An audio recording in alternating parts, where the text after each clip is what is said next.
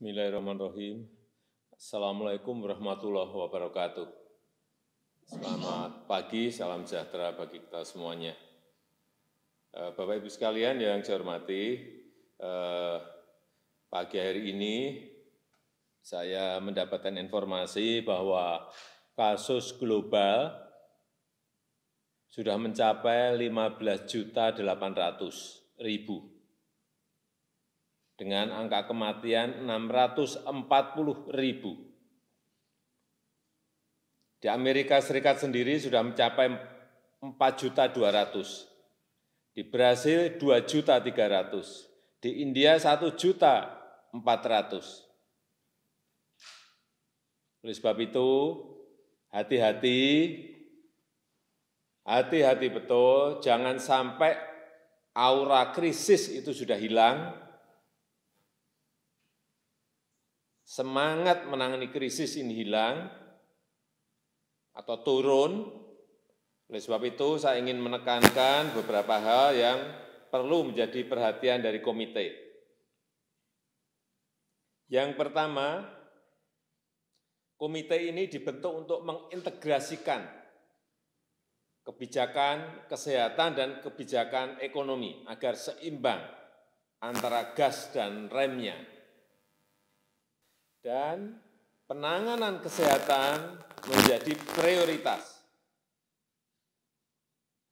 Tidak boleh mengendur sedikit pun.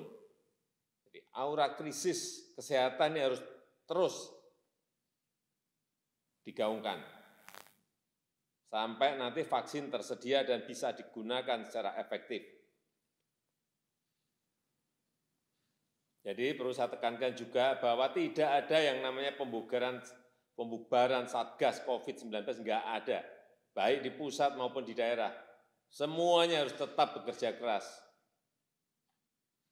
Komite ini adalah sekali lagi mengintegrasikan antara kebijakan ekonomi dan kebijakan kesehatan. Yang kedua, di bidang kesehatan, saya ingatkan sekali lagi untuk memberikan perhatian, memberikan prioritas penanganan di 8 provinsi. 8 provinsi, DKI Jakarta, Jawa Barat, Jawa Tengah, Jawa Timur, Sumatera Utara, Sulawesi Selatan, Kalimantan Selatan, dan Papua. Karena 8 provinsi ini berkontribusi 74% kasus positif yang ada di Indonesia. Targetnya saya kira sudah jelas, turunkan angka kematian serendah-rendahnya, tingkatkan angka kesembuhan setinggi-tingginya, dan juga kendalikan laju pertumbuhan kasus-kasus positif baru secepat-cepatnya. 3T, testing, tracing, dan treatment betul-betul harus dilakukan secara masif dan lebih agresif. Dan di lapangan jika masih ditemui peralatan tes, mesin PCR, kemudian kapasitas lab, APD, dan juga peralatan rumah sakit yang kekurangan segera selesaikan, segera bereskan. Komunikasi yang efektif dengan rumah sakit, dengan masyarakat, dengan daerah harus dilakukan seefektif mungkin. Yang ketiga, mengenai penyerapan stimulus penanganan COVID, ini masih belum optimal dan kecepatannya masih kurang. Ini perlu data terakhir yang saya terima, tanggal 22 Juli.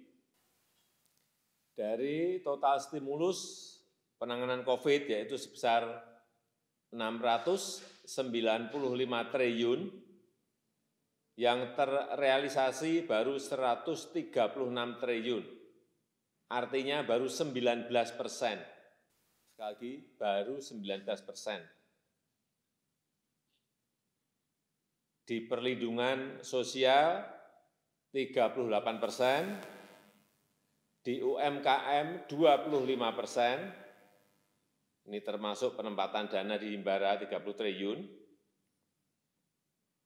Di sektor kesehatan baru terrealisasi 7%. Demikian juga di dukungan untuk sektoral dan pemerintah daerah juga baru terserap 6,5%. Insentif usaha 13%. Inilah yang harus segera diatasi oleh komite dengan melakukan langkah-langkah terobosan, bekerja lebih cepat, sehingga masalah yang tadi saya sampaikan, serapan anggaran yang belum optimal tadi betul-betul bisa diselesaikan. Saya ingatkan, kalau masalahnya ada di regulasi, di administrasi, segera dilihat betul. Kalau memang regulasi, ya revisi regulasi itu agar ada percepatan. Lakukan shortcut, lakukan perbaikan, dan jangan sampai ada yang namanya ego sektoral, ego daerah. Saya kira penting sekali ini segera diselesaikan sehingga aura dalam menangani krisis ini betul-betul ada betul. Saya ingin di setiap posko yang ada, baik di BNPB, di pusat, di daerah, di komite, itu kelihatan sangat sibuk, sana sini itu loh. Itu auranya krisis ada.